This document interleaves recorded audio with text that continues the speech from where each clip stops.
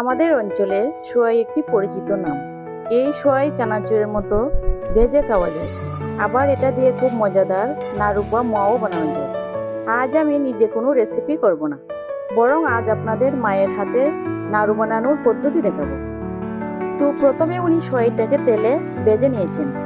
তারপর একটি কড়াইয়ে গুঁড়ো সামান্য পানি দিয়ে মাঝারি আঁচে জাল দিয়ে রস ঘন করে নিচ্ছেন। রস যদি শক্ত হয়ে যায় এবং আঙ্গুলে নিয়ে ভাঙা যায়, তাহলে বুঝবেন রস প্রস্তুত। এবার চুলার আঁচ কমিয়ে গুড়ের রসে ধীরে ধীরে সোয়াই ঢেলে ভালোভাবে নাড়াচাড়া দিচ্ছেন, যাতে প্রতিটি সোয়াই গুড়ের সঙ্গে সমানভাবে মিশে যায়।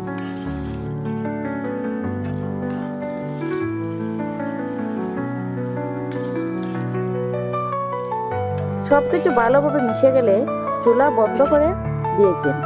মিশ্রণটি সামান্য ঠান্ডা হলেও গরম থাকতে থাকতে হাতে অল্প পানি বা ঘি মেখে দ্রুত গোল গোল করে নাড়ু বানিয়ে নিতে হবে।